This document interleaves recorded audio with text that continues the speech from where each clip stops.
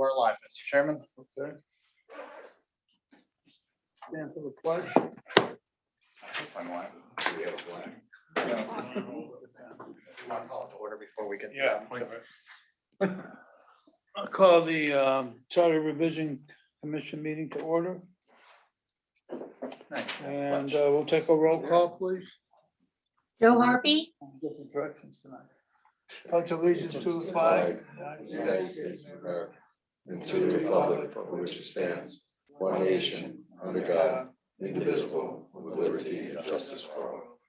Now we'll jump back. We'll get back in there. We did have pledge. Go ahead, Susan. so I only read what's written for me. But, we'll take the roll call, please. Joe Harpy, Here. Anthony Gonzalez. Here. Nancy Capello, Here. Chris Minor, Here. Kevin Borup. Here. Thank you. Thank you. We have a quorum. Public participation on any of the agenda items. Please state your name and address.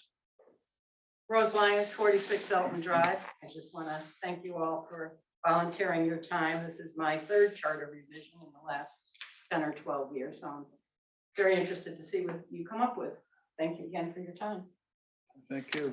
Any other member of the public wishing to participate in public participation? No other members online with us at this time. Okay, we'll move right along. Comments by commissioners? I'll entertain a motion to approve the minutes of the previous meeting. So moved. Is there a second? Second. Any amendments or changes to the minutes? Hearing none. Take your vote to approve. All those in favor? Aye. So approved. Okay, discussion of items charged for review by the town council. We'll go to charge number 11. Just for the public's edification, we've had 13 charges, 13 requests by the town council for this committee, for this commission. And we review them each time we have a meeting. This evening, we have the chief of police and town planner, one of our registrars with us, as well as a representative of the library to review those areas. We'll start off with Chief Clark, if we might, and that's charge 11, and it deals with residency requirements for the town planner and chief of police. Both of these individuals live in town, but we wanted to get their take on the residency requirements. So we'll start with Chief, please. Okay, thank you. Just by way of background, if you look at the history of the department, I'm the 7th chief.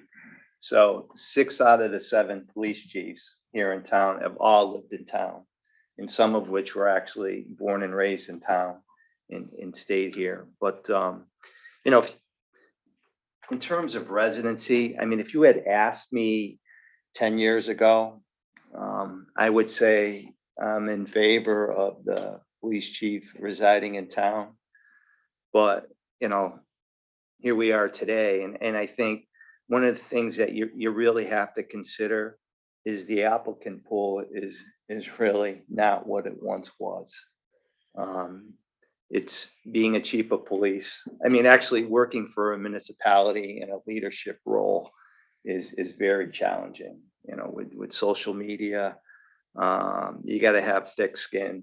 So the applicant pool is really shrinking. So my advice is I think you really have to look at if you require a residency, are you going to eliminate some possible candidates? And I'll give you an example.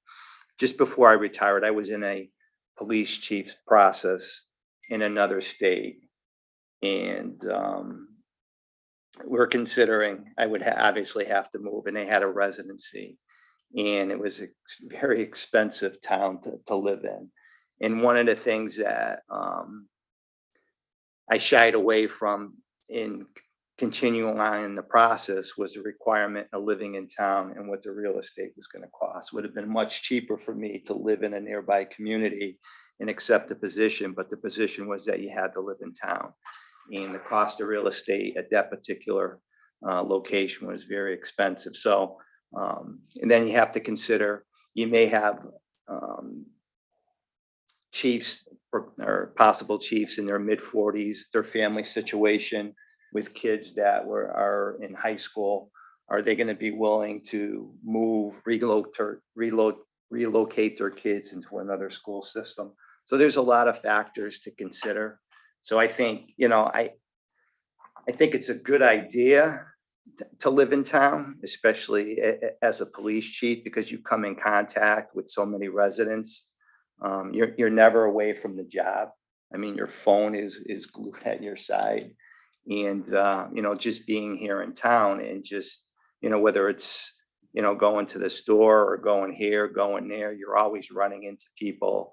And, they're striking up conversations about, the department or issues they may be experiencing in their neighborhood. So it's a good thing. It makes you more approachable living in the community. But I think you got to balance it by looking at the applicant pool. Are you going to get the best candidates by requiring them to live in town? And, residency isn't really a performance standard.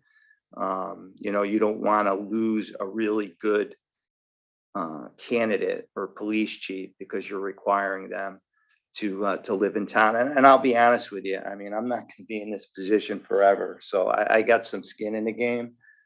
So, as a local resident, I want somebody that I know is going to be qualified, not because they want to move into town, but that they have the leadership, the job knowledge and ability to lead the police department. Thank you, Chief. Any questions of the chief? Chief, as a general rule, Mr. Minor?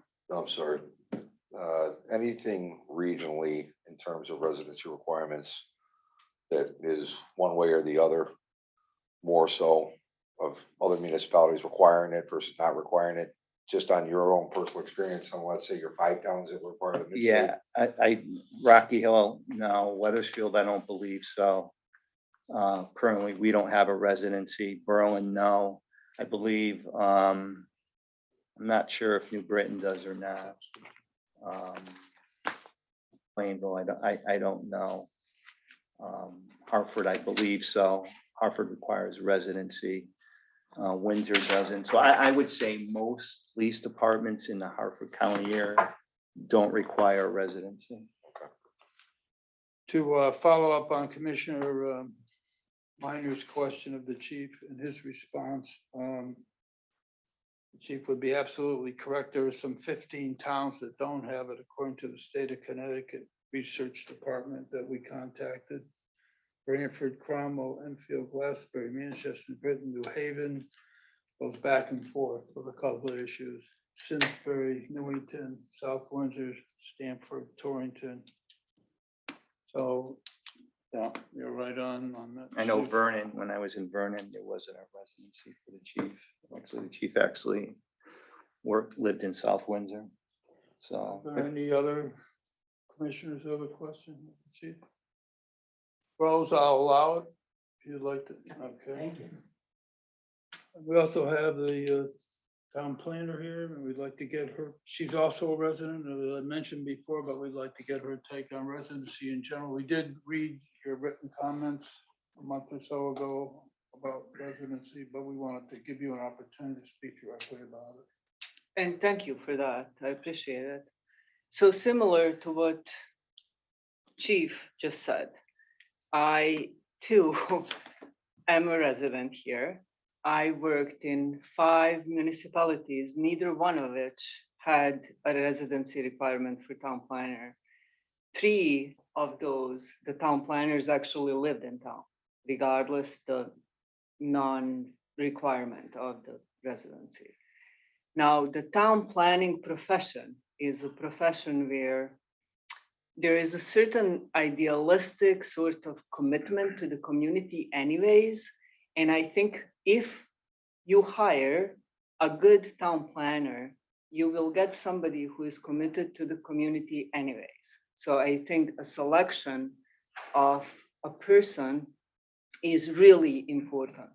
And I think certain amount of probationary period is probably warranted. If there was anything that I would suggest as a smart thing to include, it would be perhaps a longer period, such as a year of probationary time during which a person could be tested. You know, everybody can do well in like 3 months. Everybody can perform well for like a short period of time, but a longer term is probably something that could show whether or not somebody is a good performer or not.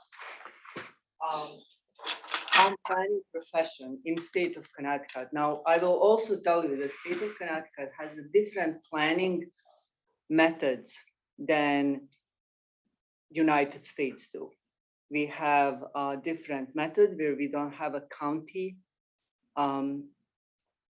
government in the state. We have 169 municipalities. Each one has its own zoning, which gives each one different kind of planning systems, which then puts us at this weird system of planning where like each town has its own planner. At the same time, the state doesn't have an accredited school for planning. So we really do not have a good pool, especially at the graduate level, for the planners. Now, to be AICP certified planner, that is a pretty high level of the national certification to receive. It is almost an equivalent of a bar exam for a planner to receive. So that certification itself is high to get. To get an AICP certified planner is a complicated thing. There is, as of today, something like 17 open different level of planning positions. Not all of them are town planner positions. There is very many retiring age planners in the state of Connecticut. You know, once the planning actually got established, the field was filled, and then a number of people just stayed in the field for a long period of time, and it's an aging profession. So it's just now kind of coming to that age where people are retiring. Just within last few months, planner for Cheshire retired, Vernon opened up, I think Plainville opened up, and then rehired. They literally rehired their planner who retired. They took a retired planner back.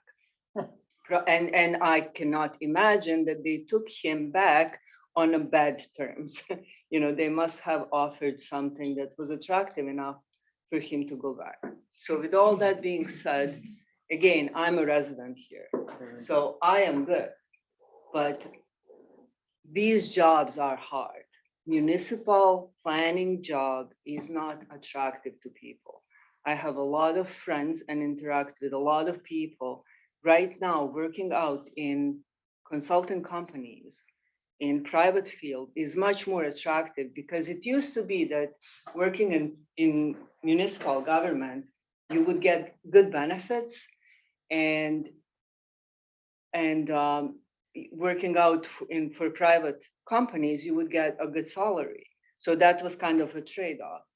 However, municipal benefits with time traded off. We lost pensions, we lost, you know, we have to have deductibles with medical benefits, you know, that trade-off.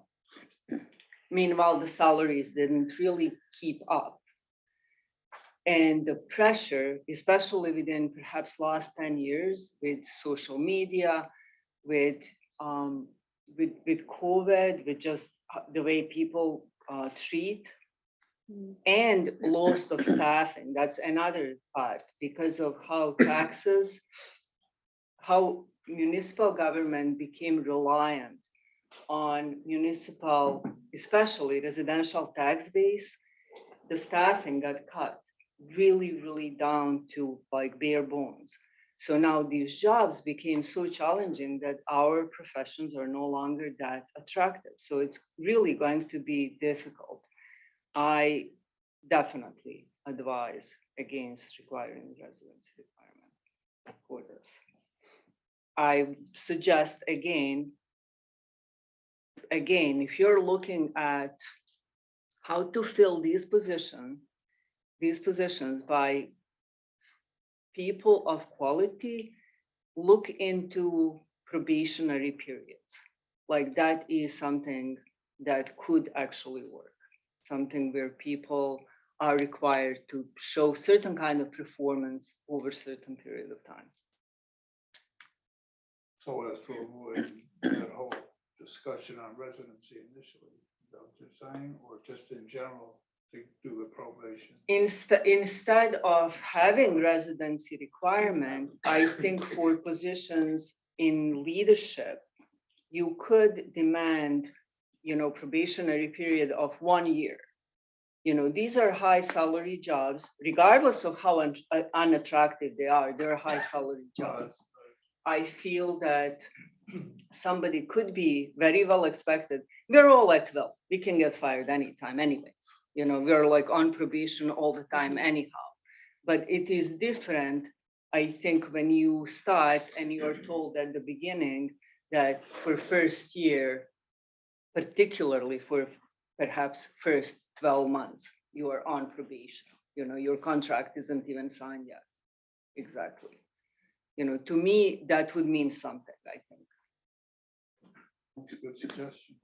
Does anyone have any questions, any commissioners of the town planner? Mayor, anything? I apologize for my lateness, my sunburn. Good to see you, man. The commission will allow it. Rose, did you have any questions? Thank you. Well, we want to thank you very much for taking time out of your very busy schedules. We appreciate your comments. Really do. Very helpful. Thank you. As the commissioners will recall, we talked about the possibility of staggered terms and the complexities of that and the ability to launch that in a way that's doable in our town and works for the registrars and the political parties. So we have here this evening a registrar of our town who's going to review that with us, and I'm just turning the meeting over to you. Okay, I apologize, Marie Fox, my counterpart, had a previous commitment that she could not change to That's fine. make this. We did discuss it. There's a few of the first things we thought of were the voter confusion Mhm. with, I thought Bob Smith was running, Bob Smith's on Board of Ed, I thought he was running. And that confusion, and then the party confusion, because there is state statute on how names and where they appear on the ballot themselves. At our recent conference, I did talk to other registrars, and 2 registrars I did speak to have it, and they are not thrilled with it. It's not their favorite. If they had a chance to open their charter and change it, they would. And then you still have to be concerned about the minority factor, right? Correct. There is we do have some minority parties that do have ballot placement. The working families have a ballot placement because they were able to get the percentages to be on the ballot. So then that is also takes into consideration where placement is. And would those individuals be subject to the same kind of terms? I would One of them. say yes. It's interesting. One of the things that we had also had a general discussion on was no commitment, but just brainstorming amongst ourselves, was everyone runs for 4 years with no stagger, no rotation of, 5 running for 2 and the rest waiting their turn. They're in at 4. How does that change the dynamic? Town planner discussed that with me. I'm not. Not the town It would planner, just be the town clerk. instead of a municipal election every 2 years, it would be every 4 years. And it would still be, we'd still have to have an election every year because the state assemblies and state senate are every 2 years. So, and So the 4-year term would have to be up every 2 years? no, that we would still be running elections every Oh, year still running because elections. there There's an are aggregate still- Number of elections. I see Yeah. what you're saying. And we've also got to keep in mind that we also have the Board of Fire Commissioners. Theirs is a staggered term of 4 years each. So in that aspect, that one does throw us off slightly, Yeah, but it's yeah. an equal amount of terms. It's not a 3-year or anything like that. It seems to be predominant amongst towns that have selectmen rather than councilors for some reason. Selectmen, I don't know if it's a preference, the way they run that way, or when they do the charter change, they just take it under their belt to do it. And there was one town that I can't recall, I'll have to look at my notes, that I thought which was odd. The council ran for a term of 4 years, but the Board of Ed ran for only 2. and I think that would also be Yeah. confusing Yeah. to the voter. Yeah, some of it got real imaginative, and it's ones that shifted off from one form of government to another that really started with these not wild, but far-thinking, evasive kind of changes. I guess they took consideration how it's gonna be managed, but I don't know, because a lot of them are brand new at it, Right. And they state in their charter clearly that somebody will run at a certain year. And then so many will run so many years out, but they have dates down when it's gonna start. And when they made the changes from the 2-year run, that's when the heat cup was in there. So everybody had to run at 4. Everyone ran at 4. And then The two, the revised cycle began, which I would assume is chaotic yes, yeah. And probably very confusing to the public, right? yes, it is. Something else that will come up as well is, as you spoke about earlier, was the minority representation. Right. So you could have, let's go with the Board of Ed setup, 2 staggered term sets, let's say a 6-year term and a 4-year term, and you have somebody who resigns from that board. If that's a minor party, you could have, depending on how you set it up, either an election or an appointment. If you have an election, you may have a ballot out there that doesn't have the major party currently in power on that ballot. And that can also be confusing for a voter, not understanding why they just have one single individual for a party and there's not another one. That's something to think about as well. Some charters will put it in as we currently have, where the council or the Board of Ed make the appointment for that seat. But if we start looking at how we're going to set up changes to that layout, that could change. And the problem with the 3-year is that 3rd year would come Presidential, on top could of become the governors, Yeah. could come on any year. Now, it's a concern, as these ideas kind of surface and bubble up, is a concern that on the part of many counselors that 2 years really isn't sufficient to get your arms around everything. What did you think, Mr. Minor, when No, you were out? it's not. Was it too long? No, it's not enough, because your second year is over before you're even getting into it. So by the time you actually get your feet grounded and have a good feeling for what you're doing, now it's time to run again. And that was the You one found thing that that I always awkward thought, and oh, yeah, tough. yeah. You spend the And first year just getting just yourself getting your feet acclimated. wet. Then you have probably 4 to 6 months before you start campaigning again. Yep. So it is difficult. And then it's a relationship the board would have with the Board of Education would have with the superintendent. They may not feel they know he or she well enough. The same could. I be think on the other board. thing is, again, with the continuity is, yes, there's always some degree of continuity between council term over term. But it just takes you that much longer to really have a grasp of what you're expected to be doing and how you want to do it. It just Right. takes that much longer. So there's that Is fact. there Yeah. any benefit to going with the fire commissioner's schedule of the alternating, that same schedule of a 2-year rotation of? Logistically, I'm trying to figure out how you could do it, but it's the same thing, right? It's a matter of the Well, then that- majority does shift based on, who the elected candidate is and. But here's your question now. How do you manage that if you keep a mayor's term in a 4-year with a swapping council setup? That gets a little confusing, I think.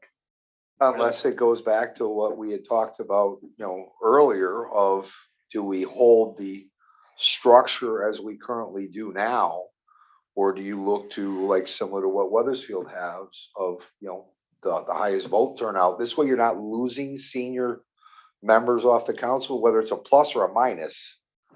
I think could be argued, but I believe West a Hartford lot of does the municipalities do that now. highest vote getter. Yeah. South Windsor does.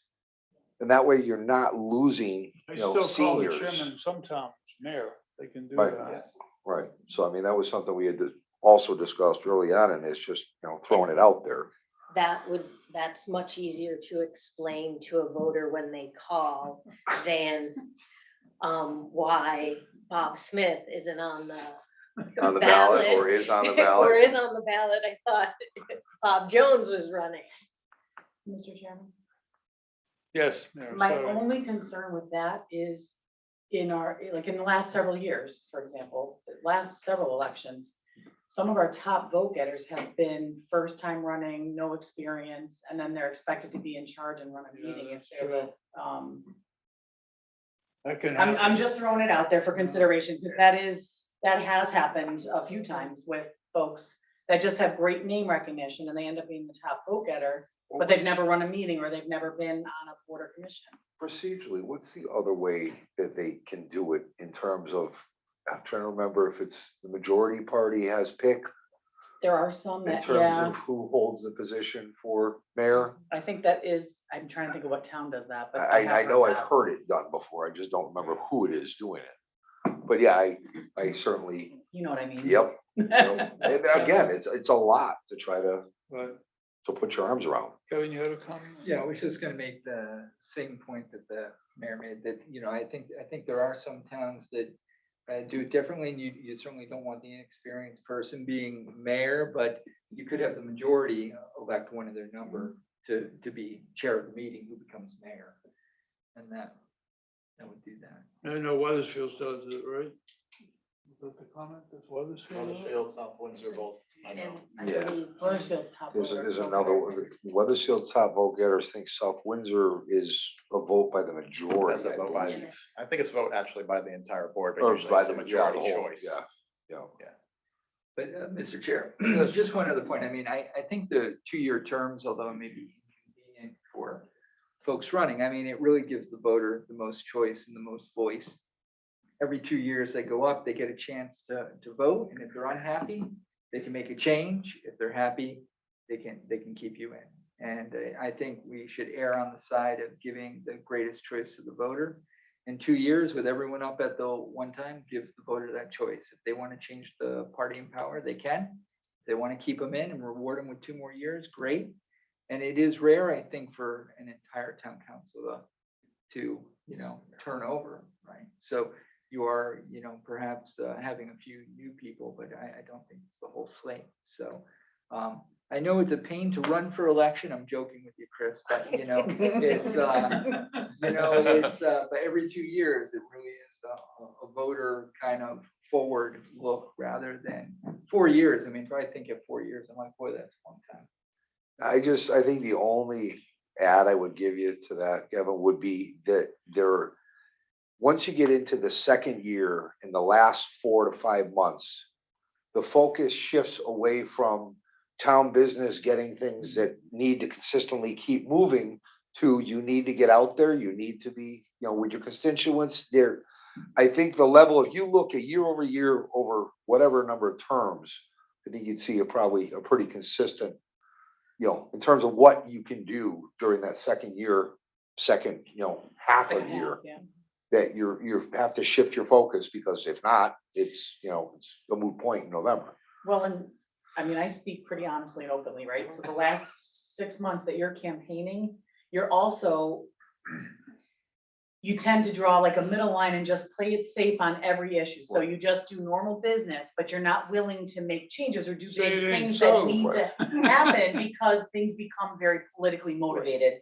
And you're always cautious about that. So I'm being honest, right? Yeah, and So it's the last regardless few of months of your motivation. term, well, that's what I'm saying. Well, you might have the best idea and you might want to bring it forward, but no matter how good it is, it may be that the other side is gonna then come out swinging, not because of the issue, but because it's campaign season. So you end up being cautious and saying, let's not throw it out there now. Let's wait till after election to make sure that because it's the right decision, it happens and it's not blocked because of political motivation. And I hate to say it, but that is the way, That's reality. that's reality. So I think the last few months of any term end up kind of being like lame duck months where you're just, But that could happen with a 4-year term. well, it It would, could, but it but would it happen would every be 4 less years frequent. instead of every Half 18 the months. year, you could get the same. To get. Because realistically, it's about 18 months of a term and then you're into that season. And I it's, think this is good food for thought, and all the positions make a lot of sense, but, you know, history speaks for itself eventually, and I think Newington has been very successful with the framework we have. And as Kevin said, the 2 years gives the voter an opportunity, especially in this environment, not pinned on you. Yeah, guys. no, and Yeah. to his point, I completely get that also, is you're holding your elected body accountable to what they're doing, so But it- there's benefit But as it is, well. you have to take in the factor of, does it disjoint the flow of things? And only you guys would know that better, having, you know, Chris recently be there and you're still there, Mayor. When I was on for the, you know, those many centuries, The last century. I was always on the minority side of the party because we had two strong people, and if they ran, they won. That was Dominic Mazzacoli and Rod Mortensen. But I served with a lot of good Democratic mayors too. I don't think I ever had an issue with any of them. Well, maybe one of them. Or maybe had an issue with me. I don't know. However that worked out. But Moving right along. these are good thoughts. I'm just trying to be honest like the mayor. It would be nice that if more people came out for a municipal election. We have roughly 35% for a municipal election, and a presidential, we have 80 plus. 85, 90, a gubernatorial, we have 65 to 75%. And I'm sorry, a municipal, Well, this is affects your you're bottom right. line, your wallet, You're and right. I think where a you lot of live. it, a lot of it is a fatigue factor on the part of people who don't want to volunteer anymore. And I think it's not that they don't want to, but they view in some aspects what's going on, they don't want to get involved in it, or you know, they want to shut it down. And you know, you see it in younger people too. They don't want to get involved, or there's not a boot camp where they get into that feels, you know, the mojo and get the hunger of the political aspect that drives you through meetings, whether you're petite or not. I don't know what it is in particular, but appreciate the comments because it's an interesting discussion, but we want to, all of us, I know, want to make it work for you guys. And the staggering terms just, although have a lot of advantages for continuity, no doubt about it, could have a fatigue factor after serving 4-year terms too. They could get real Yeah, fatigued yeah, depending no, on there's your work there's schedule. no or question, whatever that's you- a much more of a, Especially commitment. without any, you know, monetary compensation to offset some things for the individual. So, well, think about it, guys, because we're gonna have to come up with a recommendation. You know, it could be the recommendation, we don't make any recommendation. Or it could be some modification of it, but it's very, and we appreciate you coming down this evening and your candor. It's very helpful to us. Thank you You're very welcome. much. Thank you. Are there any questions of the registrar? Rose, anything? The only thing I would say, as a resident watching people in 2-year terms, it's frustrating for me because I've been watching and I can only understand how it would be frustrating for the others around the table. I see it now, and no disrespect to the party that I belong to, but we've got 3 people there, 2 are learning and the other one is there, and you know, she probably could guide them, but I think that 2 years is not enough for me, and probably too much for some people, but you get to the point where a lot of projects are discussed, just as Mayor said. And the permanent municipal building committee, I've heard that for 6 years. And then there's the Parks and Rec. 6 years ago, it was Churchill Park that was the big deal, and now it's Mill Pond Park, and it's just, things don't seem to happen, and when the party majority changes, town hall reno. I bet you there's at least 4 to 5 chairmen on that, and it just switched. But that, it's my frustration, not many people pay as much attention as I do, and, with the history, but as somebody that is watching, I think 2 years is not long enough, but someone who's running and has to sit there every night and has to be there 4 years is a long time. Yeah. The Project Building Committee is a good example, that we worked on that as our previous council for a few months. Right. And we were pretty close to getting to where we needed to be, and the election season started, and then Facebook It goes goes wild. longer than And, that. huh? That goes all the way back to 2016 is when that the First started to iteration. get the Yep. first flushes Yep. of it. But it we showed really did a you, lot of yeah, work as a absolutely. council prior to November, had at least a really good draft ready. And we kind of just said, you know what, let's wait till after the election to finish it up, because the mud starts slinging. And I'm not blaming anybody at the table, I'm saying in the outside No, arena, You can things start blame getting us. thrown, and then you drop that project onto the back burner because you don't want to Yeah, have it tainted by right. the campaign stuff. And then after campaign, you have new counselors that now have to get up and running and get acclimated and learn the issue. And so, I mean, I'm not opposed to 2-year terms. I agree with you, Chairman Harvey, that they have worked for many years. So I'm not opposed to keeping it that way, but I'm just letting you know what the drawbacks are. Right. There's pluses and minuses to everything, so. I think Nancy had brought this to my attention. Are there any other communities that have other than November dates for their councils? Are there May elections? Yes, I believe, I know there's 3 or 4. Yes. And are those 2-year runs or what are those? I'm not sure. I could send out an email to our association and then You talk email about you. screwing people up. I You're know. like, election date May, here you Yeah. go.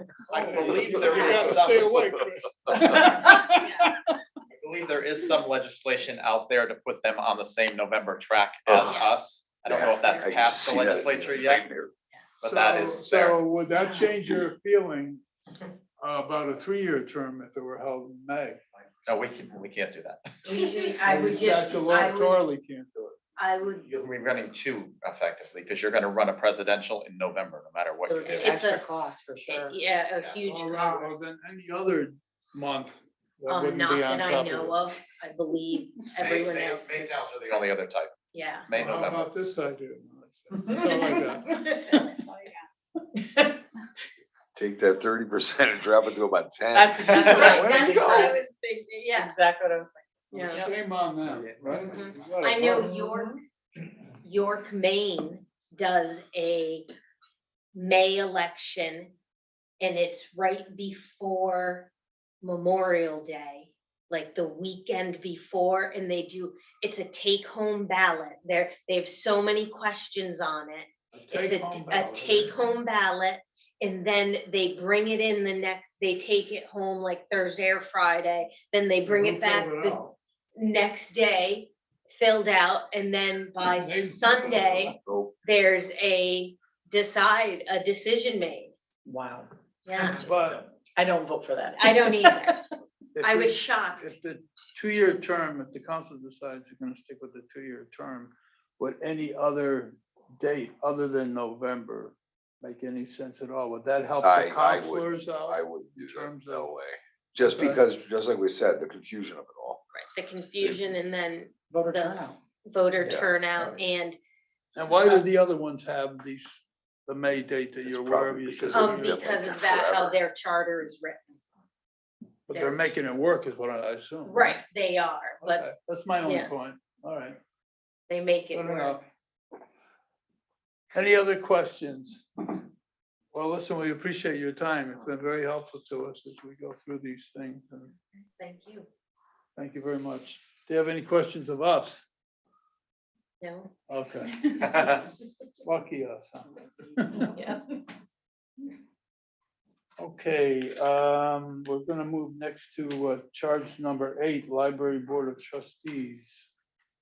And who is to make the appointments? Wasn't entirely clear by the charter, although it mentions the council and the town, as the town clerk pointed out to me. You want to review that a little bit before we get? Actually, I'll let Maureen, Okay.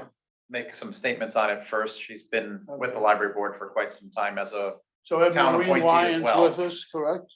Maureen Maureen Lyons? Yes. Lyons. Okay, Good Maureen, evening, everybody. Thank you good for evening. giving us the opportunity. And James, you're being so kind. You neglected to say I've been on the board since about 2 BC.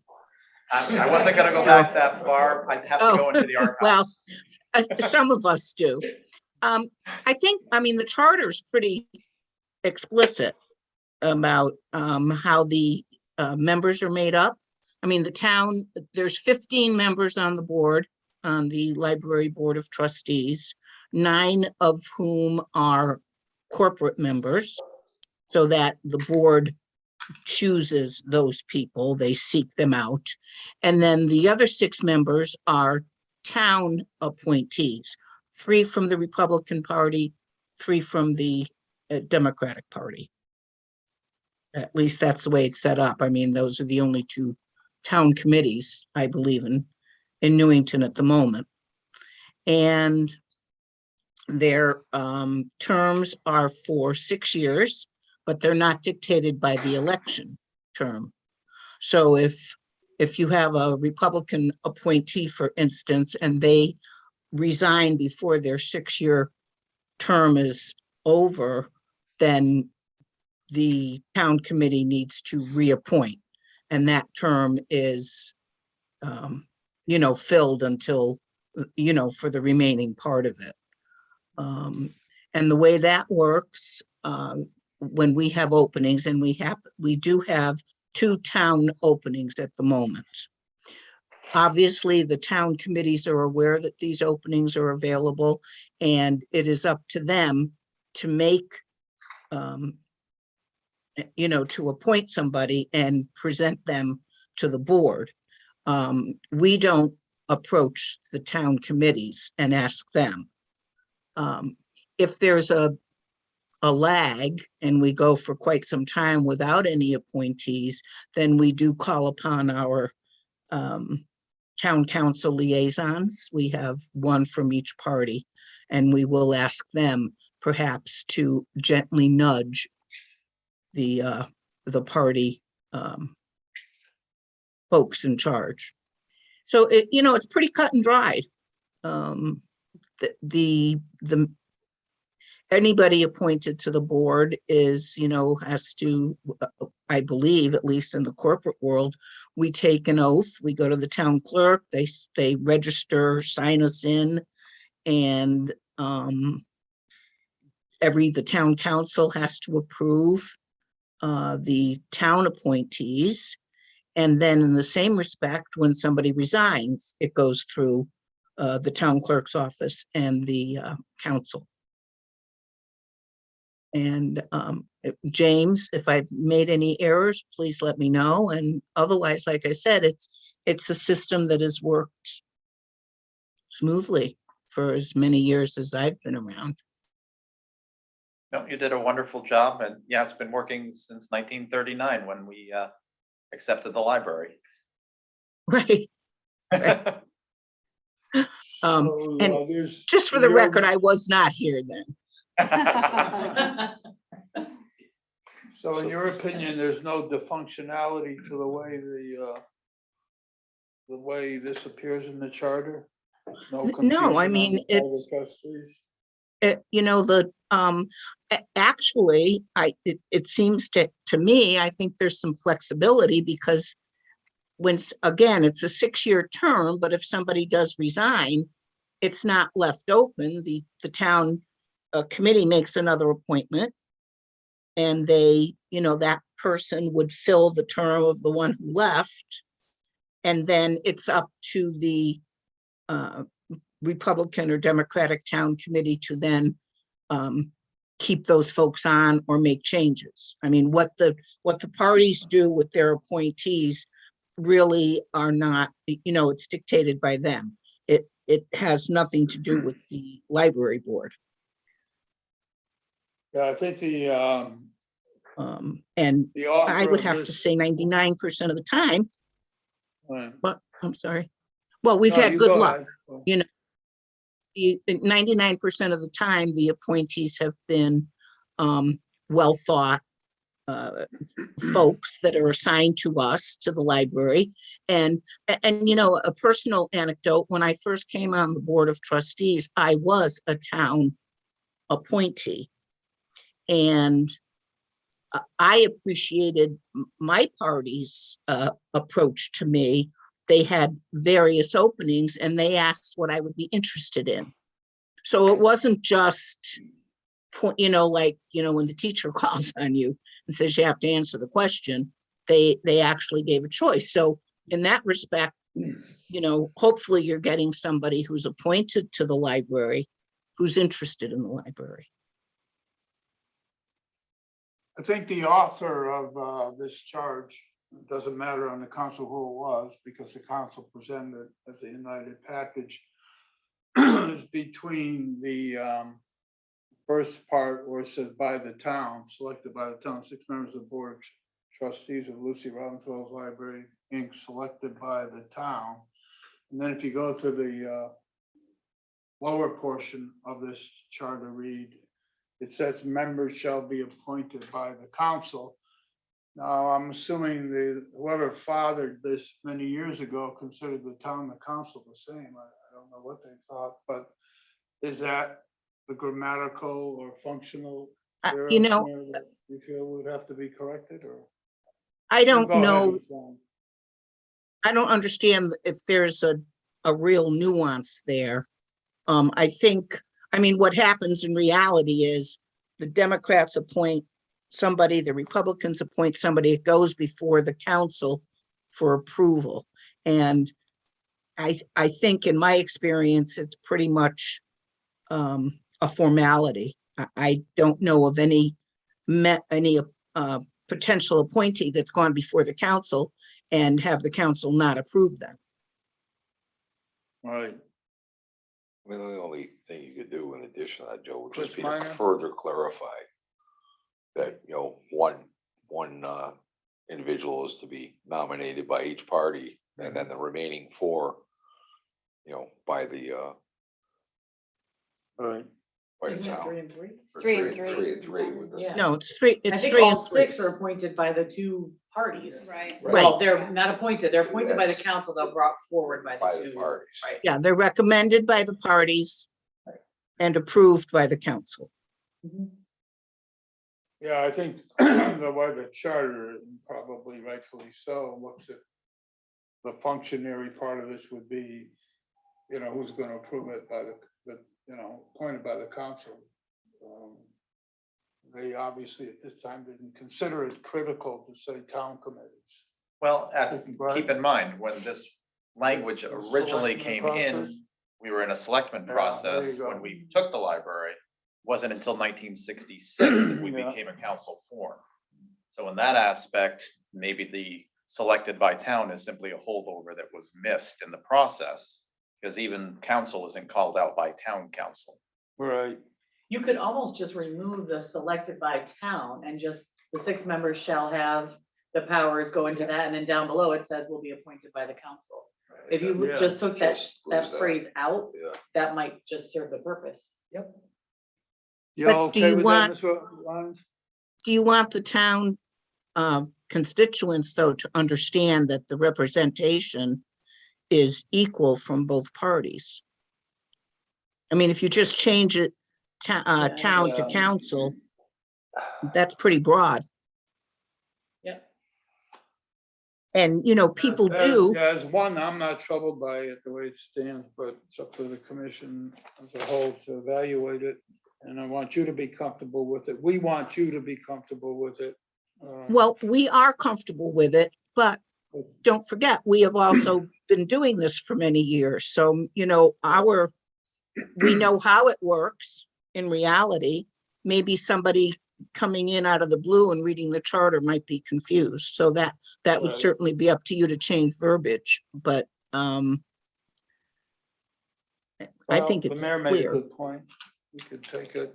Yeah, I mean, I think in terms, the only concern I think that was brought forward by one of the counselors was that selected by the town, that it might cause people to think that somehow the town is choosing the folks versus the way it really is, which is it comes through the council like all the other boards and commissions from the parties. So Right. that was the So only maybe, clarifying point that was, I don't have a problem with any of the language. It's been, like you said, Mary, it's been functioning fine. yeah, It if, was really you just know, like, if you want to change Maureen and anything, just for clarification, for the novice By reading doing this, what the mayor's suggesting, right? by saying that it's by the council. Right. I think that's where the council is looking for assistance. I mean, right? that's already in there, yeah, it's just that first line is just Yeah. the confusing part. I was trying to think of how to change the first line, but realistically, if you take the words out, it kind of just. Yeah, I just think it needs to be clear to Okay, the general public that the appointees are representative of the parties, of the, you know, the parties, but without an election, of course. James, did you have anything else you'd like to say on that? Actually, Maureen, quick question for you. Yep. Under your bylaws. At one point, you used to elect members. Was that on the trustees side or the membership side? You recall? We never elected in my history town folks. Not the town side, but the library trustees. Well, you separate. know, the term elect, if you come to one of our annual meetings, nominations are open to the floor. So Okay. for instance, if Maureen Lyons is, you know, has been considered as a corporate appointee, her name is brought forth at the annual meeting. And then the corporators, the general library members, you know, it's asked if there's anybody else that they would wish to consider. Then there would be a vote, but that But that that would be doesn't your really happen. officers, correct? That wouldn't be your overall membership. That would simply be the officers. Well, no, because corporate members have to, you know, they either continue their term or they don't. So I'd have to check into the real detail of that. But we don't Yeah. have an election per se. No, if that basic question you asked, there's no election, but there is discussion. Yeah, it's an unusual board. That's why I wanted to ask that question. I know I got the chance to review those bylaws earlier today. Lisa had forwarded them to me to just look at.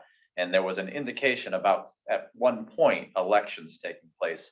It didn't look like it was an officer type election. So I just was questioning Yeah. if some of that language sort of tied into how it was written. And mind you, this all goes back into the 60s and earlier, even though.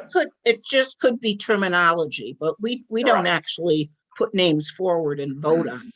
I mean, obviously, if somebody comes to the board as a potential corporate member, there's discussion. But there's it's a committee issue also. The names go into committee, the planning committee, you know, researches folks and seeks people out in the community who might be interested to be corporate members. They're interviewed, there's an interview process, and then a recommendation is made to the board. So at that point, it's usually formality. So would you consider that a nomination and the board votes on that member? Possibly? I don't believe we vote, but I will have to check that out, James. And I apologize for not knowing that, but again, the names found it come to be into an interesting committee. read as well. Yeah, the So, committee, you know, does all the vetting. And I say vetting, it's, you know, they interview folks to make sure that they're interested for the right reasons. And, you know, I believe there's been people that have not then been presented to the board. say 5 people are interested, oh, we should be so lucky that would want to be on a corporate member. The committee would just then present those names or the one name to us. Okay. And we do, right now we have 2 town openings. And we may have a new corporate member, but we had a member who passed away. So, Right. That position is open until there's a formal appointee. Well, thank you very much, Ms. Lyons. We appreciate your input. Okay, I And, hope I didn't confuse the issue. you James helped us knows how to quite reach frankly. me or other, Diane Stam, our president, and we're available always to answer questions. Okay, thank you, and have a good evening. Thank you, Thanks, you Maureen. all too, and thanks for this review. Bye-bye. you. Bye-bye. Okay, so those are the ones that needed some clarification. I think that was very helpful this evening to have these people come in and talk turkey. Now, I met with the, oh, I'm sorry, Rose. Can I No, just okay. ask a question? Because in watching what's up on the screen and hearing what they're saying, I'm even more confused than I was before. I know on the Board of Ethics that there's certain number of Republicans, certain number of Democrats, a certain number of unaffiliated, and the unaffiliated are presented to the town council by the town manager.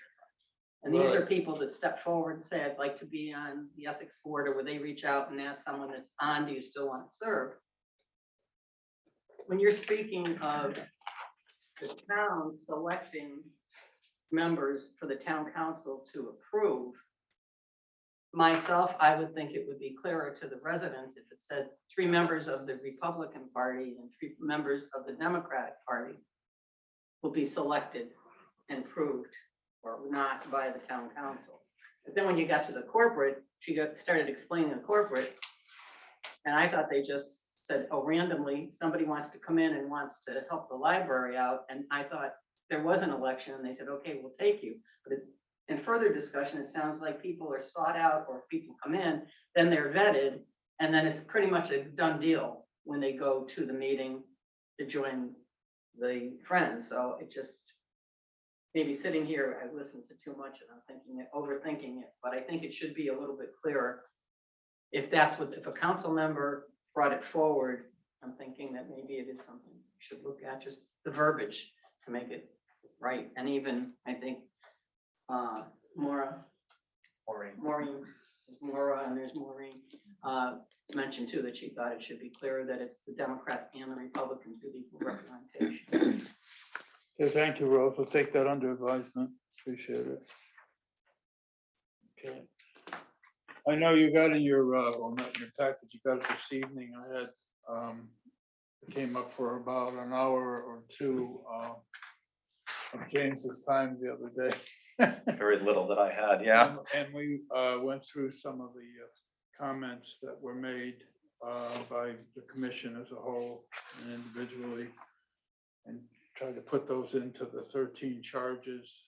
And rather than try to have a brainstorming now, I would recommend that you take this home and when you get a quiet time, read it thoroughly and make any suggestions that you'd like to make. And I would encourage you to feel free to do that. This is a bipartisan commission, in my opinion, and that's the way it should be and it's going to be. So feel free to do that. And then when we'd like to have those comments back by, Well, our next meeting is next Tuesday. yeah, The so 3rd. if you can get them back, you have some time over the weekend, you can email them to me. And then I'll send them off to you, James, and we'll put them into the first draft. We're gonna have a first draft soon. We're gonna talk about that, so we stay on time for this referendum. It's joeharpy@gmail.com. And if I'm not there, just call Mr. Minor. Leave a message for Mr. Harvey. Or Nancy. So, and then we'll have a productive conversation for the public to hear it and listen to. Now, in that, I want to see, are we still tracking properly to get this to a referendum in November? I've been asked by many people who've called me about that. Are we still on schedule? Do we have to modify? Do we have to do more to get this launched out of our hands after the public sees it? The submission before it goes to the council, that period of time. Then the submission to you, and you submit it to the council. And then they're going to ingest this and hopefully don't come up with a lot of changes, because that's where a clog time is going to happen, but they're entitled to make as many changes as they want. And then make an allowance for some buffer of time to us to sit down and say, well, we're not going to change that because we'll have a consensus. We're just not going to change it. Not to be stubborn, but we believe in our position. If the council doesn't want to accept it, they don't accept it. And we're entitled under statute to do that. We don't have to make any recommendations on any of it if we didn't want to. But we're here to, make the effort on behalf of the town. So. We could also take it further if there's You anything could else take that it further. anybody has concerns Absolutely. about within it. That's right. We could go back to the 4-year terms you were a proponent of, Mr. Minor. How about that? So, anyway, yes, certainly can add things. Now, one of the things we added is an audit committee at the request of James. In his observations, he thinks that's a function that's missing from the review of the financials. And it may have been something that the Standing Insurance Committee used to do many, many moons ago, and then it morphed into something else where they weren't paying attention or had any kind of responsibility to work with the auditing firm or work with the town manager on the review of the RFPs. And there was no schedule of time specific to go out. Maybe one finance director would say every 3 years, another one would say every 2 years to go out for bid for a new contract. But in the industry, within the 169 towns, you're typically going to give whatever auditing firm comes in, because of the capital investment on both sides, initially about a 3-year term. Unless they do That something. is a maximum, right? Yeah, unless they do something egregiously wrong. I mean, it's not in statute, but it is in practice. So James and I sat down and we went through this thing. And we've written this in behalf of the commission. You can go ahead and modify it, change it, whatever you're not happy with. But there are certain things we had to identify to make sure we were on the right page of moving this along. One thing that would be absolutely true about this is that the town manager would be a non-voting member of that audit committee, as well as the finance director. And there could be sidebar conversations with the the auditor and just the auditing committee, absent the 2 non-voting members, if they felt there was an issue. So, and I'm not suggesting there are any issues or any snakes in the bag, but this is a concept that many towns have and find it to be a useful tool, not a divisive tool. And there's this rough pull and tug between, historically, not just this council, between the Board of Ed and the council. It's part of the genes of both entities, I guess. They have different goals. There's one thing in that the Board of Education's audit would be expanded to scope audits and reviews that may be appropriate. So if the auditor saw something, he might typically just put it in the review letter to the town manager, and it's called the management letter. Now, in that management letter, there can be a world of things that aren't legally a problem or are going to cost the town money, but if there are items that are listed by the auditor to the management of the town saying you should really correct A, B, and C, because if you don't, you're going to have a problem. You're going to have an issue. And that they indicated that, and I'm not saying this is about Newington, but they'll say in those letters, we've indicated these problems for the last 2 years. and you haven't corrected it. So the auditing committee would see that in the absence of the non-voting members, the manager and the finance director. Or they might see it simultaneously, however the audit committee wanted to go, but they're gonna see it, and they're gonna know from an endpoint standpoint where it goes. So this isn't a police chase or anything. But it is a function that a town should have, and James is absolutely right. It needs to be implemented. So go through it.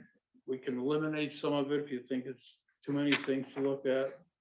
But the key to this, as I see it coming out of the business, is the RFP, to have that reviewed and set a standard for that RFP. And I'm not saying they're not doing a good job. There's I'm not a standardized RFP for that function? Not really. I don't know what the town's doing. I haven't seen theirs. I mean, there are, they all change from town to town. There are certain things you're gonna wanna see, just like when you have a building committee. You're absolutely right, Chris. But there may be some things that somebody on the audit committee, you know. Now, I'm not saying you have to be an auditor or a governmental auditor, although we mentioned governmental accounting, because that is a unique form of accounting. And you wanna see that in the RFP. You want to give that special guidance under the RFP. And so that's something you'll see in there too. So take a look at it. It's pretty comprehensive. You can add and subtract things you think are too cumbersome. But take a look at it when you do get a chance to read this. And then send those comments on to me if you would, please. I'll review them and send them on, just so we can put them together. We're not gonna change anything, I assure you, if you guys will remember. But no, but we are gonna want to kind of move it along on process. The other quick thing, and I know it's getting late, you guys have had a long day. The other quick thing I want to talk about here is discretionary removal of people from committees, boards and commissions that are there because of a council appointment, not because they were elected to anything, but from a council appointment.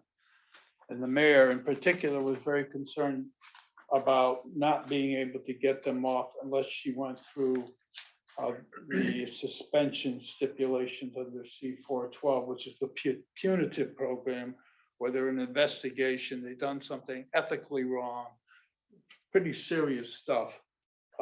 She wanted something softer and kinder, but still effective. And so I sat with James on this, and we came up with a suggestion that there were things like poor unexplained attendance. You call the person, they don't tell you what's wrong, they just don't show up.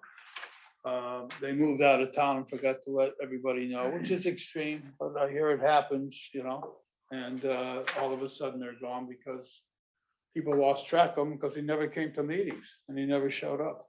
So now you miss the spot, you're the Democratic Republican, you can't fill that spot or the functionality.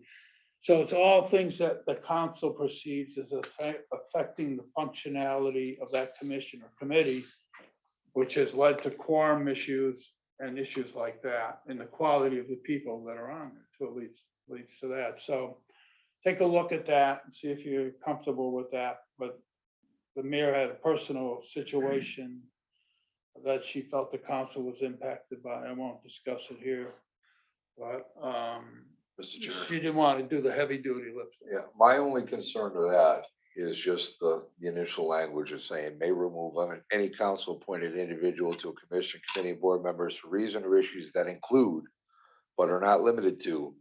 I think you're broadening that out. The way it is now is once you've been appointed to, a committee or commission position, Right. you can't be removed unless you did something ethically incorrect or improper. Right. That So was her if you end up being in a position of not meeting with the views or opinions of the appointing party, that puts you in a position of being subject to removal for any means. And that would be my only concern. Where it is the way it's written now, that can't happen. That's my only concern to that language. Okay. again, I think it would be an unintended consequence, but I think there's a reason that it's very specific to the way it's currently written, that you really got to do something bad in order to be removed. Yeah, and I think to go to that point, she was asking to have something less punitive.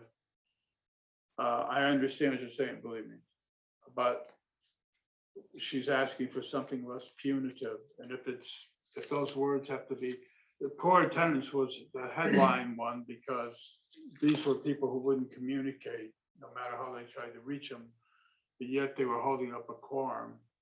I know one personal case that happened here that they had, and I don't know if it ever got resolved, because they weren't gonna go to ethical issues or investigations, because it wasn't that, so they were in the gray area. Right.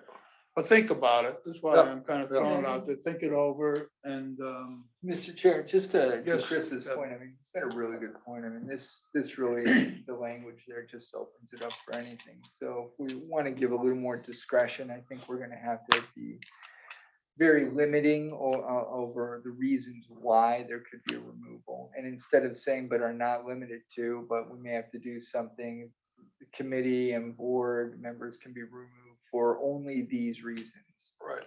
And to specifically state the reasons that they can remove for, like, you know, some type of poor attendance, we'd have to quantify it. Relocation outside of Newington, change of party affiliation without proper notice, period.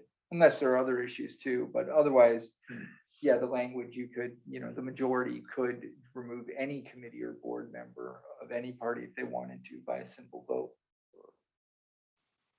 And I think well, you even if we expand take it, that out, they could do that. right? They could make your life miserable. I mean, even to expand on that, you know, define poor attendance. If I become sick in long-term, long-term situation, does my position Well- hold or? One of the things that we could add is that, that there be an outreach for communication, that the person could come before, if they wanted to, they could plead their grievance. I suppose we could put that in too, if they could plead their grievance to a bipartisan board of some kind. That's already supposedly established under the punitive. Right. I just don't want to have something go in the newspaper for somebody that they're being investigated when they're not being investigated. I'd rather not have it at all in there, to be frank with you, if that was the I thought. mean, Mr. Chair, just a quick question, because you mentioned it's some kind of hearing. I mean, is there a due process issue here that has to be paid attention to? There Under is, correct? discretionary or the second one?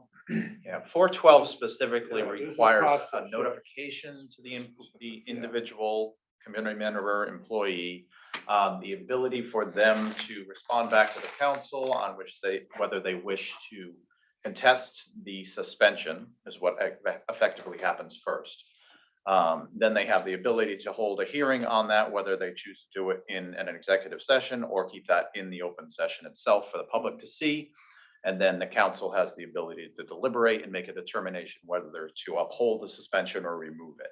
There's a large process with that, can take well over a month to go through that whole process. When this was actually discussed, and the chairman and I actually discussed on this, I actually did suggest one, removal of the change of party affiliation. That does not affect membership at all until that term is up. Okay. So if they went on as a Democrat and they changed to a Republican midterm, they are still a Democrat on that committee until their term ends. And then they go for reappointment, and then we look at minority representation for that. Okay. Got it. You see that? That's true. You sure on that? I am very positive. Tom Hennick will back me up.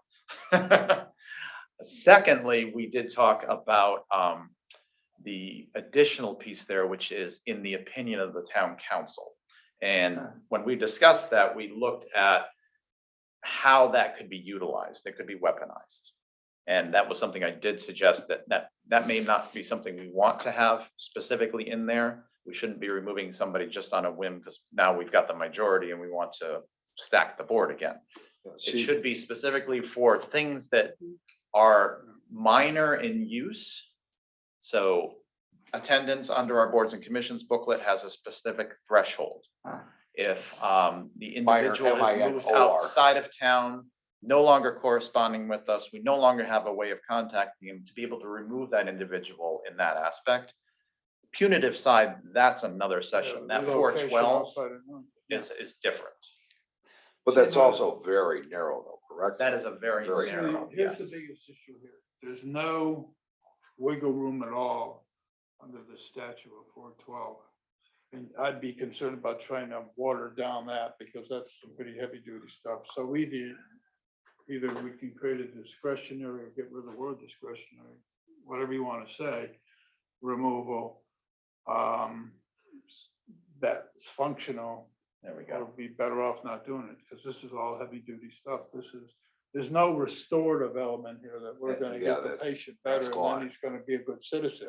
This is, you're going to lockdown. Yeah, you're going to Yeah, suspension. this is really heavy duty stuff. We may also want, but like here in A, James, it says, 6 votes, That's right? danger. And, so what do we want to do for the, discretionary removal? I mean, it should be, I think the discretionary only needs a majority vote. Really, we're looking at, I'm not attending properly. I'm not notifying the chairperson that I'm not attending. I'm affecting the quorum of the board. At that point, they're a detriment to it versus a positive. Also with the removal from somebody who's moved outside of town. If they're not corresponding with us, we have no contact point for them. Again, So those if are we- more of a procedural process, not a punitive Right. and process. if we limit it to those two very clear items only. Right. I think it's fine, but again, right now. As soon as you it's an get open door. discretionary, that gets dangerous. Exactly. And And no one now may take advantage of it, but you don't know what the next 20 years has Yeah. in store. I think we need to do something though. Yeah, so just kind of. I lived with it as a chairman of a building committee where one individual never came. And never called about what he couldn't come. Maybe we weren't using Zoom at the time, I don't know. No, there was none of that at that point. But it was a hurt, honest. Yeah. It was a hurt, and I could see her frustration about it. But see, that also comes in, as far as I'm concerned, it calls into question of creating and forming these committees and commissions with such a narrow membership. That you're just subject to that much more, Yeah, well, just by missing one could throw you out of whack. That's the volunteer issue again. That's exactly. But again, it comes down to, But those are good points. notification. Let's put them down and we'll make adjustments. yeah, we can look at We'll it. make it work with your help. Okay, there are a host of others, but I want to give you a time to examine them, and then if you can send them to me, I'd greatly appreciate it in that time frame. And then there were some questions on the obligatory referendum and some points that Anthony made to me, so he's going to incorporate those in there so that everyone can see them, and we'll move these all along. Now, there are at least two items outside of the charge items. One I got you guys with many weeks ago, I guess, maybe it was the first or second meeting, and that was on the Development Commission to provide the statutory lift where they can do some things in terms of evaluating the market and the economic conditions, putting together some data. All positive thing to support whoever's the market, whoever that works out, whether the town as the town manager or the new town manager, or in the future town manager, the existing town manager to do economic development, or a development commission is going to work in concert with administration to support those efforts. And quite frankly, I've heard from some of the members, they're hoping somebody brings a deck of cards to the meeting. Because it's that bad. There's not a lot of functionality because they don't feel they can do a hell of a lot. Well, I went into the Connecticut statutes, and the Connecticut statutes have a whole list of things that if you form a development commission, you have these things, this is out of the statute, that you're entitled to do. So I think it behooves us to really take a hard look at this and get it into the charter so that that group can become functional again. And it's not a criticism of anybody on that. It's just a criticism that they're kind of stuck in a dark place. I think West Hartford does something similar to having some development districts. Now, Yeah, when that's Ed Meehan funding was here, the for town planner, that commission worked because he was an economic guy too. And he'd be running around bringing them things, and whether they had the authority to do it or not, he was getting it done. So it was a learning process. Rose is rolling her eyes up. You knew Eddie, huh? But, Oh, I'm not rolling my eyes at that, I'm rolling my eyes at economic development. but, anyway, do that, please, and, we'll get together. Now, I want to quickly, and I get you out of here, I want to just quickly go over the scheduled date.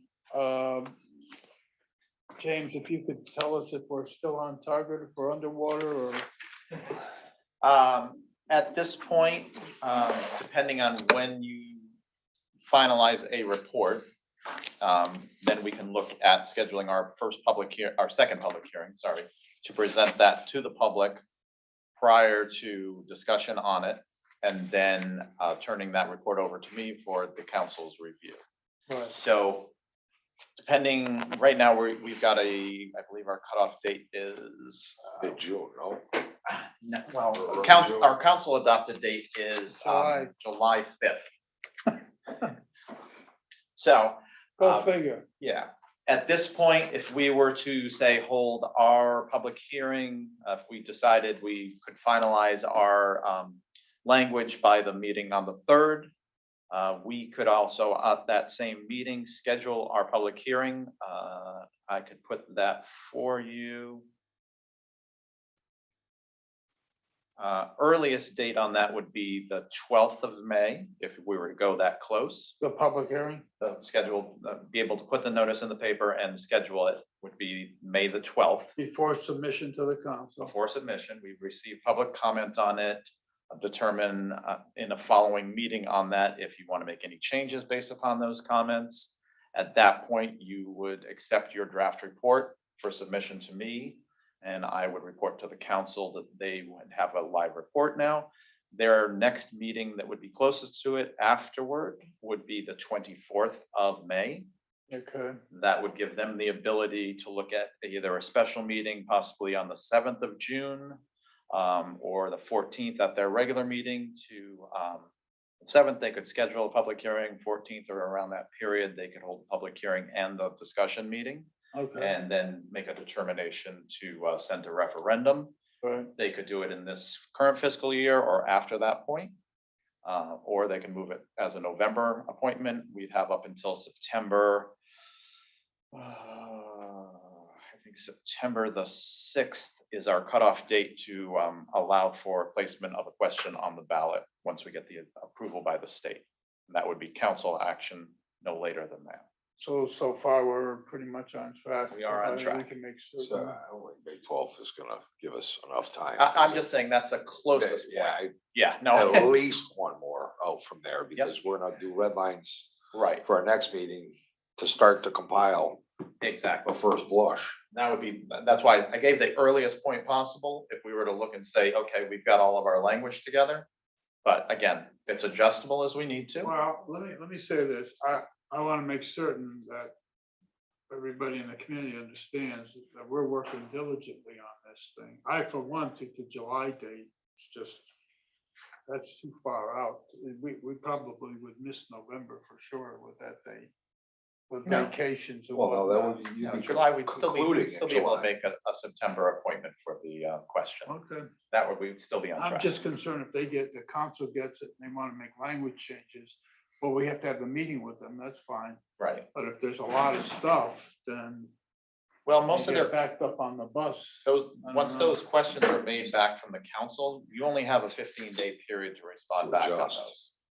Well, that's what I'm saying. So that starts to limit that time period. And then there's a wide discretionary time between that submission back and, what is it, 45 days between their last public hearing.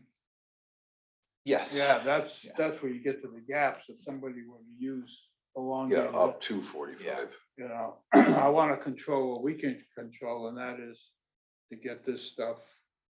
until But it's a at minimum least settled 15, amongst right? all of us, and chopped down. So we want to keep I would rather keep ambitious dates as a motivation to make certain that we are moving along the way we should. And I'm convinced that this commission will. I don't want to take any comfort in a July date. I want to work on our date schedule so that the council, if something happens and the council's got to deal with it, we all know it's a possibility. Things happen in life and has to take their attention off of this. I want to give them some space time. But September is our drop dead. September is the drop dead date that we need Yeah, to and I mean, complete our it sounds process far and the council away, needs to but- act. You and I know what can happen on things and what can blow up. So we want to make sure we get this to them. Now, the other last thing that is not in here, but I want everybody here from the pros on residency requirements is the town manager's position. And it's not about Keith Chapman, in my opinion, and Mr. Minor, and I believe what he's telling me it's not about on his position on this about Keith Chapman, it's just the philosophy of it.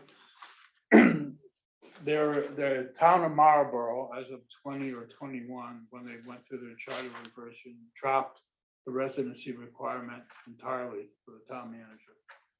And I'll get you the paperwork on that to substantiate it. It's on their website. Avon went to, this language is in there that it doesn't have to be a resident. She doesn't have to be during the interview period, you know, early on, 6 months, whatever it is. But that the council can waive the residency requirement if they so deem it necessary to do so by a 2/3 vote of the council. That's an Avon. You know, I can document that if you like, and I will for the records of the council and everybody else. And then Farmington has the same language. So there is somewhat of a softening and a melting off the residency requirement, primarily for the reasons that were stated by the chief and the town planner this evening. So I guess it's a question if you get a modified position on it or you're dead against it, which I understand and appreciate. Or we just say there isn't going to be a residency requirement and go with that. So that's something I want you to think about as well. And in this packet, you'll find language. You can modify or change it, whatever you want to do, or if you don't want to do it, just state that you're not going to do it. That's fine. Mr. Chair, one question for you. Yep.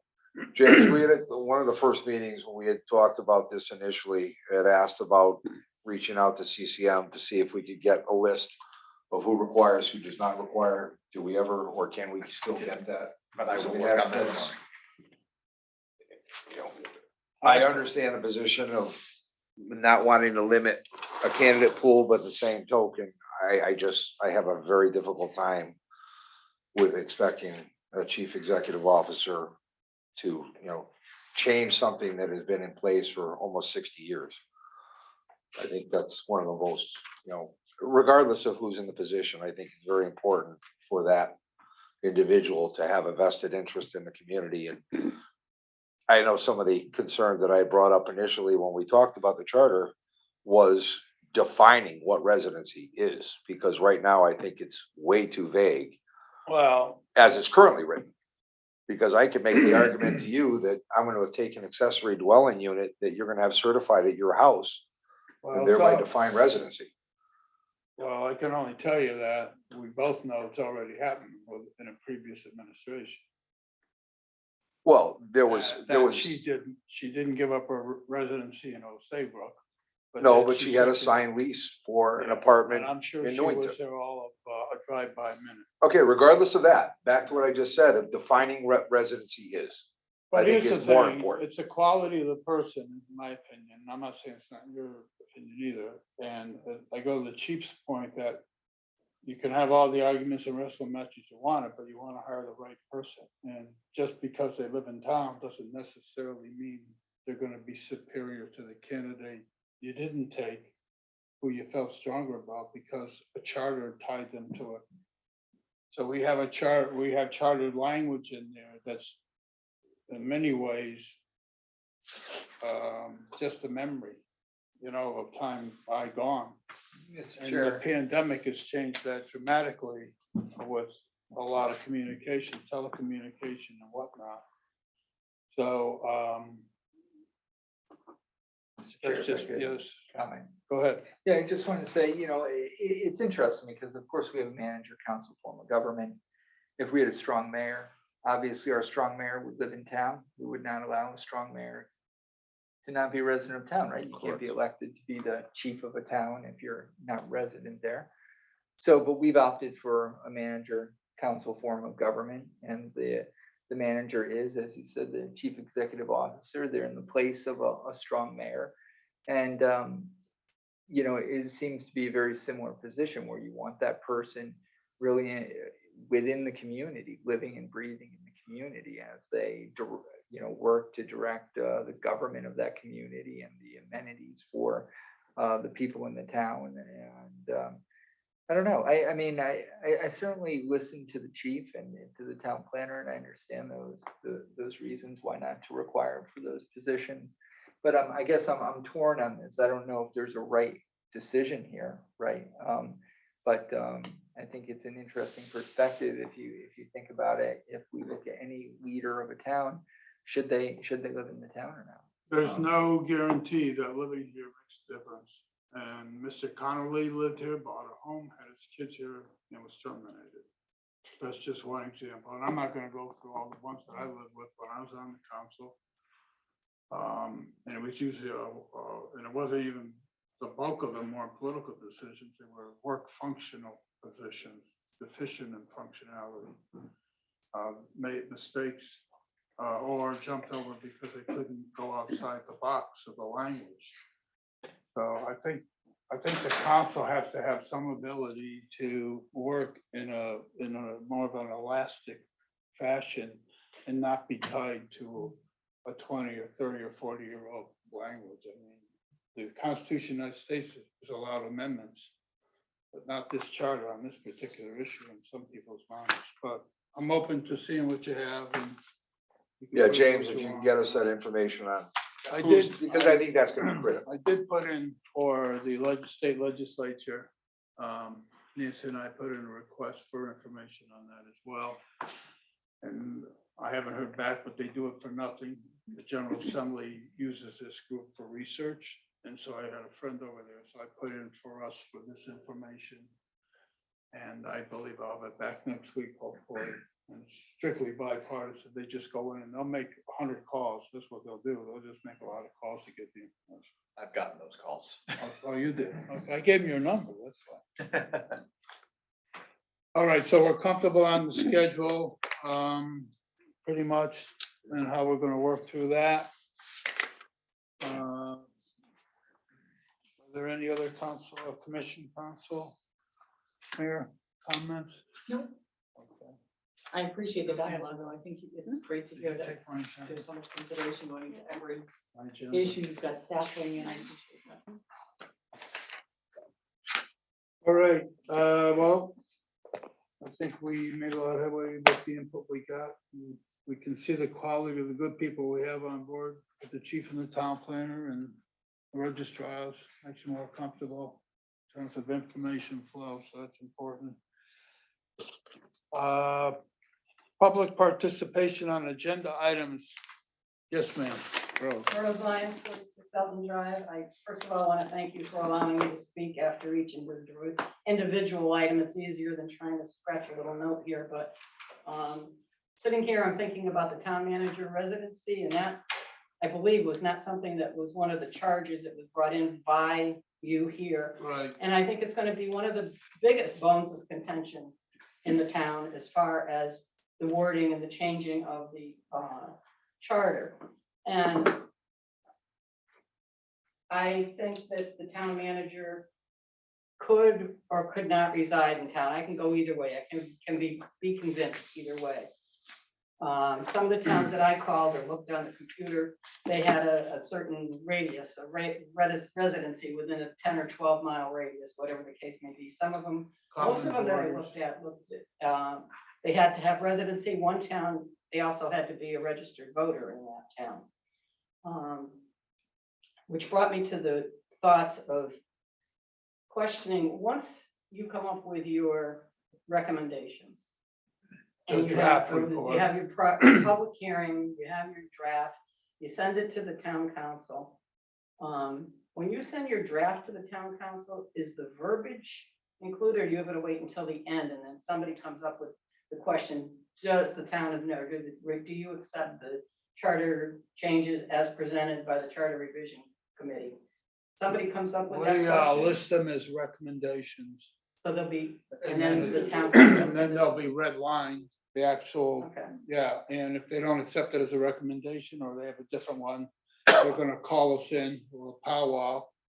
And then we'll go back and we'll talk amongst ourselves and we'll either make changes or not make changes. And then we'll send that back to them and they'll accept it at that point. They'll accept or they'll vote it down. Or to vote choose it the down and not go to referendum.